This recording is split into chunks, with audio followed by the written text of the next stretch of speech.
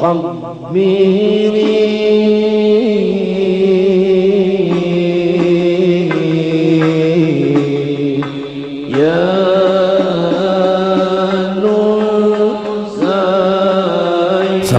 warahmatullahi wabarakatuh. Bismillahirrahmanirrahim. Alhamdulillahirabbil alamin.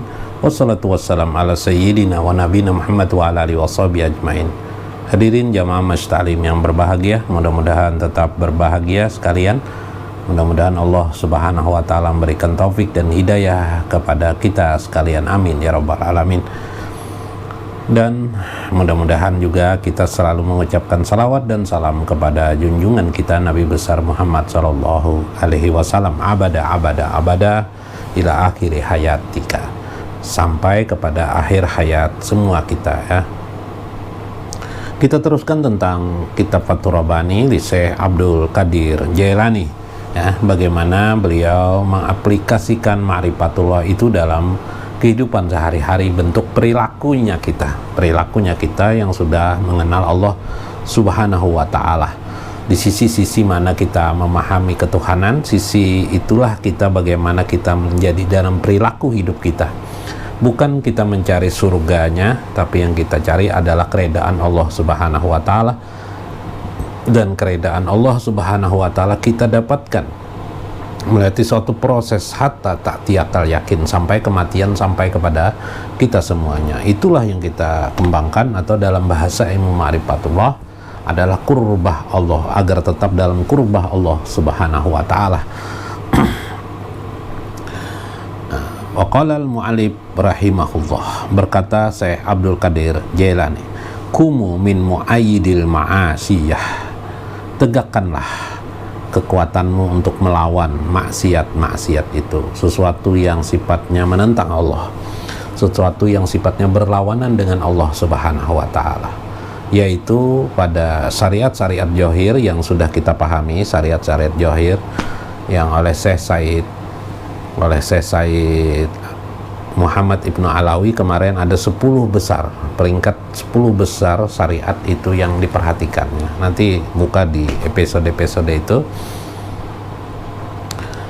Bagaimana sesungguhnya dalam penegakan melawan maksiyah ini ada dua hal. Pertama syariat johir, yang kedua adalah syariat batin ya, yang bersifat batin ya, meskipun itu tidak secara jelas, secara kasar dilarang, tapi kita juga berusaha melawannya secara batin ya, secara batin. Karena sebagaimana kita katakan kemarin tentang dosa, dikatakan oleh Syekh Abdul Qadir, dosa ketika kita bereksistensi dalam kehidupan dunia ini adalah kita banyak sekali pasti bertemu dengan dosa-dosa kita. Karena itu kita minta ampun kepada Allah. Karena hakikat juga daripada amal ibadah kita yang kita kerjakan, amal-amal soleh yang kita kerjakan, sesungguhnya adalah untuk minta ampun kepada Allah, bukan untuk mendapatkan surganya. Tapi kita tetap berharap ampunan dari Allah, karena pada saat detik-detik perilaku kita selalu mengandung dosa. Di mana ada dosa, mungkin secara johir susah melihatnya, tapi pada saat itu kita bisa saja ujub. Pada saat-saat tertentu kita bisa saja ria, kita bisa takabur, kita bisa sum'ah, kita bisa bersangka buruk. Perilaku tidak ada secara lahir, tapi berperilaku buruk sangka kepada manusia, buruk sangka kepada makhluk, dan yang lebih gawat lagi itu berburuk sangka kepada Allah atas peraturan-peraturan Allah yang ditetapkan Allah. Peraturan Allah itu sendiri ada johir, ada batin. Peraturan Allah secara syar'i yang Anda pahami secara johir, syariat. Ada lagi peraturan yang di alam ini yang secara gaib, rahasia, ada di belakang, di balik semua itu ada kekuasaan kebesaran Allah. Misalnya ketika Anda menggerutu, ada hari hujan menggerutu, ada virus corona menggerutu, ketika ada panas hari menggerutu, situasi alam dingin, ada topan datang menggerutu, ketika kebakaran menggerutu, tanpa sadar kita berdosa kepada Allah Subhanahu wa ta'ala. Ini yang diperhatikan oleh para ahli ma'rifatullah. Maka kumu, tegakkan selalu ya, kata Syekh Abdul Qadir, tegakkan selalu, perhatikan terus yang zahir maupun yang batin ini, perhatikan terus. Memang itu diperlukan perjuangan untuk memperhatikan itu. Itulah maksiat yang sesungguhnya, durhaka kepada Allah, langsung malah berhadapan-hadapan kepada Allah. Kalau peraturannya Anda mungkin di belakang layar masih, tapi ketika aturan-aturan di alam ini yang tidak tertulis, yang tidak ada huruf dan suara ini, kita tanpa sadar kita bisa berbahaya melanggar, memahami, melarangnya. Maka itu ketika ada zikir tanpa huruf dan suara, berarti ada juga larangan, perintah dan larangan dari Allah Subhanahu wa taala tanpa huruf dan suara. Seharusnya gitu memahaminya. Itu maksudnya pada Imam Marifatullah Syekh Abdul Qadir Jailani. Wa kulu min muayyidi ta'atihi, maka silahkan makan penegakanmu dalam taat kepada Allah. Jadi anggap mentaati Allah itu suatu hidangan, suatu makanan bagi kita. Bagaimana menikmati hidangan makanan taat itu adalah makanan bagi orang-orang ahli ma'rifatullah, menjadi makanan yang penuh nikmat baginya. Subhanallah. Ketaatan itu makanan, kata saya udah katakan. Taat itu makananmu, gitu kan.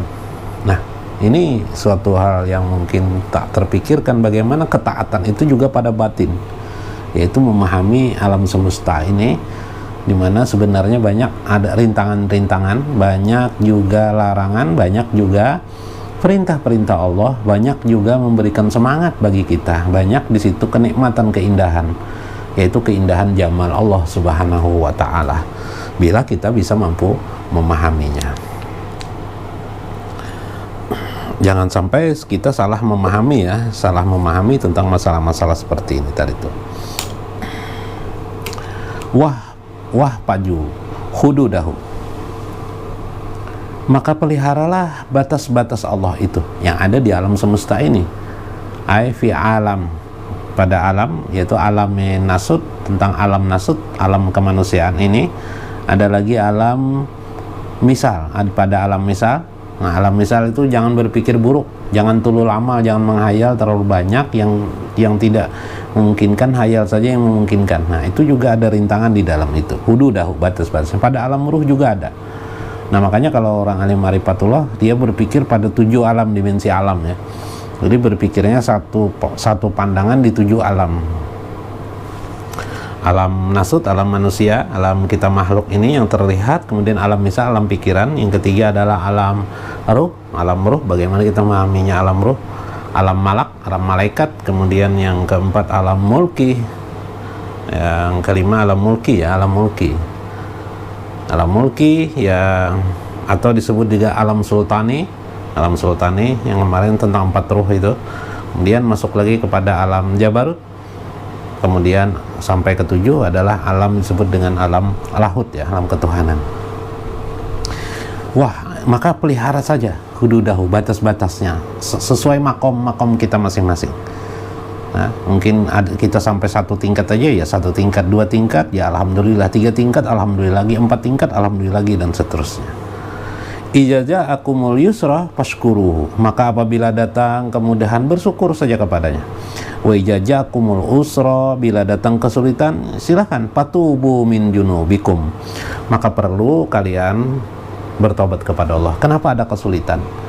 Kenapa ada kemudaratan? Kenapa ada sial terus nih bahasa Banjar, sial terus?